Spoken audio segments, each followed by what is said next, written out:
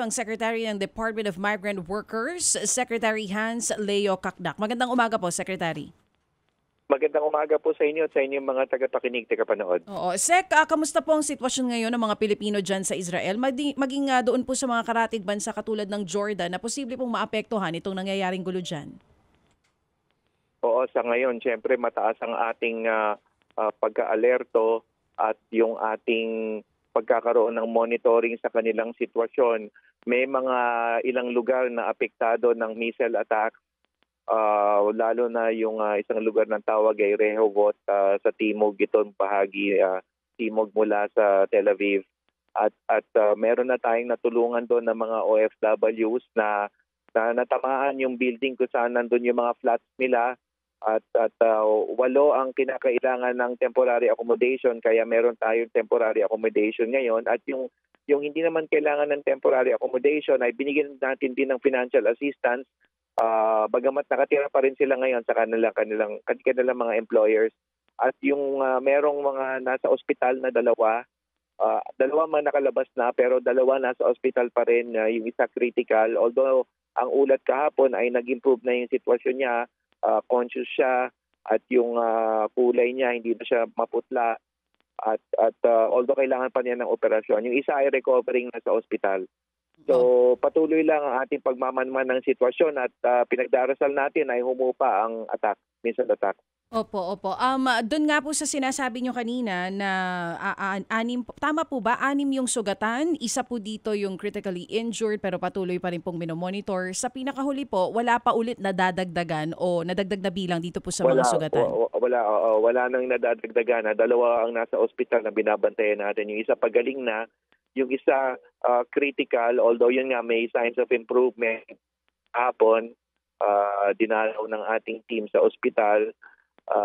Although kailangan dumaan sa operasyon, pero ito ay sa tamang panahon na dapat nasa tamang kondisyon siya bago siya operahan. Oo. Sa monitoring po ng DMW, ilan po sa mga Pilipino dyan sa Israel yung tinatawag natin na nasa conflict areas? At sir, for possible repatriation, paano po ang plano dito ng gobyerno?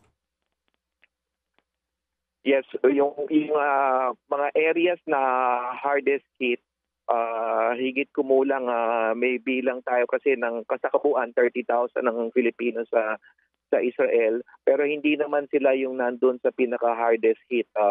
Ang tansya ko nakataya sa 1,000 hanggang 2,000 doon sa hardest hit area, sa areas that are affected. Although mahirap sabihin ngayon kung ano ang areas that will be subjected to the attacks kasi unpredictable ang Iranian missile attacks. But we know that Tel Aviv at saka Haifa, yung city port ng Haifa, ang nagkakaroon ng matinding attacks ngayon. And of course, yun nga, yung ating patuloy na pagmamanman ng sitwasyon nila. We are in touch with all the Filipino community leaders, Filipino communities, in terms of pagkalap ng impormasyon, ng mga pangangailangan nila. At nakahanda naman tayo magbigay ng basic needs assistance, transport assistance, temporary accommodation assistance at financial assistance. Dito po sa area na ito, kung saan nandoon po ngayon yung karamihan sa mga Pilipino, yung shelter sa Rehovot, tama po ba ito? Rehovot, opo. Ito pong fina-facilitate mismo ng DMW, Embahada or Israeli government. Sino po nagpa-facilitate nito? Yeah, yung temporary accommodation, meron tayo doon. Tayo mismo yun, Migrant Workers Office under the auspices of our embassy in Tel Aviv, the Ambassador Eileen. Ilan pong... Sa ngayon, 8 ang nakatira doon. Meron din 2 shelter na 2 accommodation natin. Isa doon sa Rehovot ngayon at isa sa Tel Aviv. At doon sa Tel Aviv, kumulang mga 10 naman ang nandoon. Pero yung sa Tel Aviv, samot-saring dahilan na yon, hindi dahil na yon sa attack, yung mga OFWs na sumasaklolo sa ibang dahilan. Oo. Nabanggit niyo po kanina, Secretary Hans, sa 30,000 na mga bilang ng mga OFWs dyan sa Israel, nasa 1,000 po ang pinaka-apektado nitong gulo sa pagitan ng Iran at ng Israel. Paano po ngayon ang pagtansya dito ng gobyerno kung kinakailangan na ng repatriation ng ilan sa mga Pinoy po dyan? Yung sa repatriation, sinasagawa natin sa ngayon, 109 ang nagpalista na gusto nang umuwi. 85 sa kanila ay bago pa man nangyari yung atake sa Iran nung Biyernes. At 24 so far ang nagsabing gusto nilang umuwi. So 109 in all.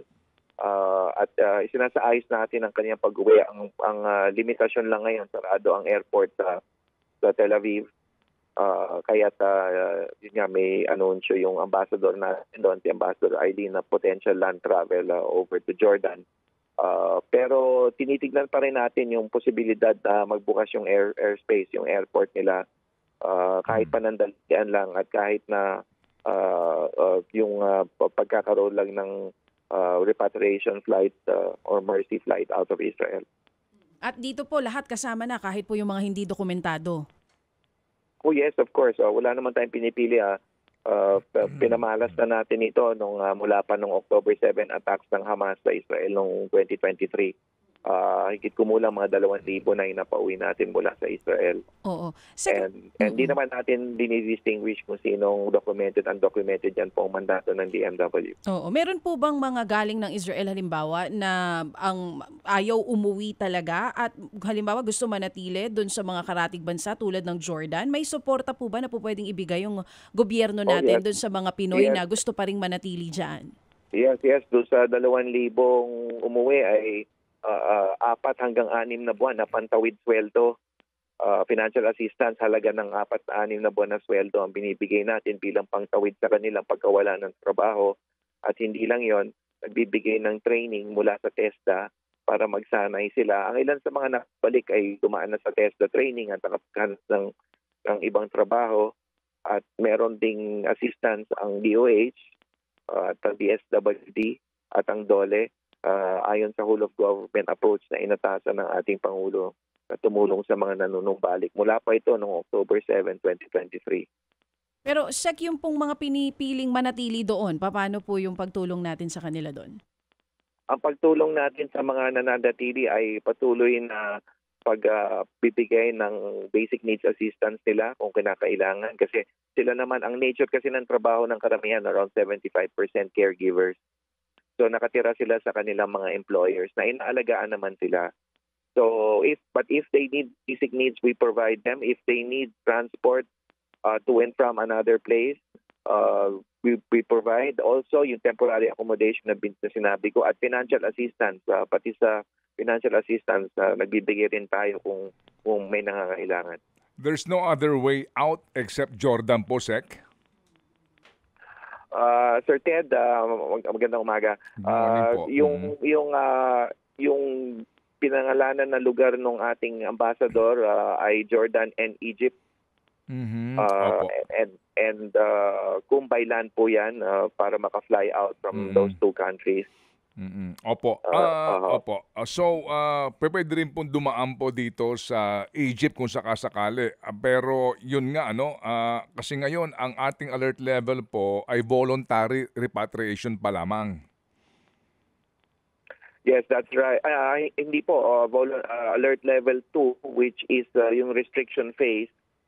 At ang DFA naman po ang nag-a-assess ng political and security situation. But nevertheless, regardless of the alert level, Sir Ted, pinamalas na natin ito last year. Again, as I said, 2,000 ang napauwi natin from Israel alone.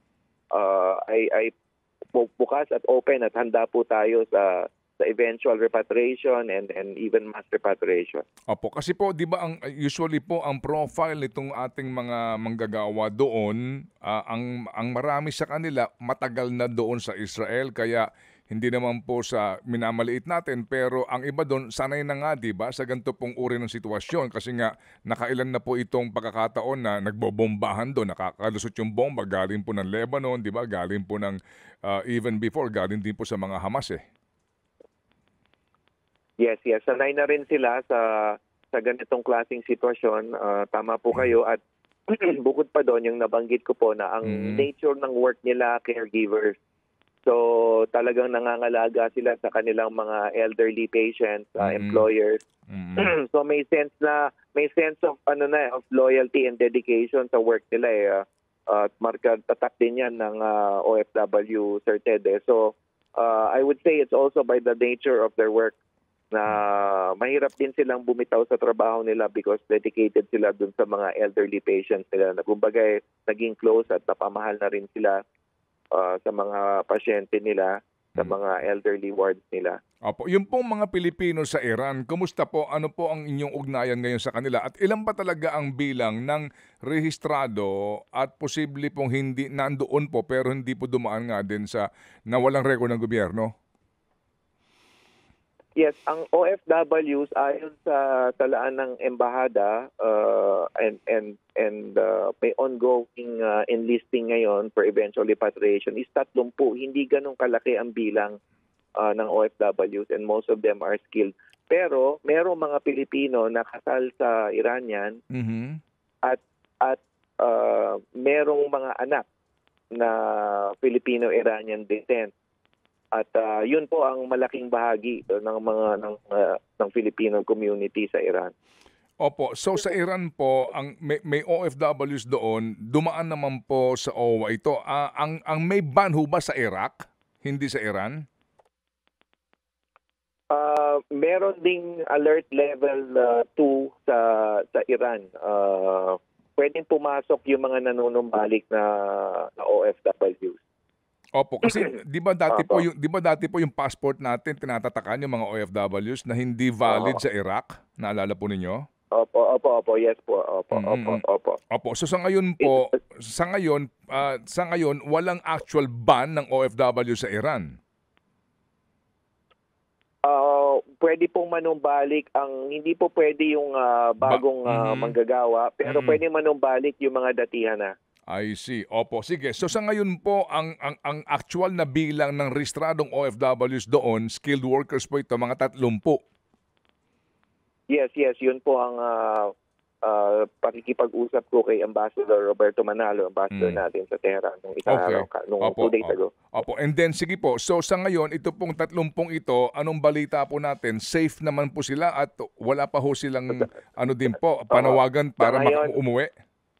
Sa ngayon, safe sa buong pagkakaalam namin, pero at the same time pinag-usapan namin ni Ambassador Manalo na paghandaan yung repatriation nila eventually. Kaya handa na rin naman tayo sa aspeto na yon, batay rin sa direktiba ng ating Pangulo na pangalagaan sila at iuwi sila at as soon as possible time. Okay, sige po. Makikibalita po kami, Sec, dito po sa development nga sa Israel para po sa kapakanan po ng ating mga manggagawa doon. Salamat po, Sec. Yes, maraming salamat, Sir Ted. Pabuhay po kayo. God bless po. Secretary Hans Leo Kakdak, ng Department of Migrant Workers.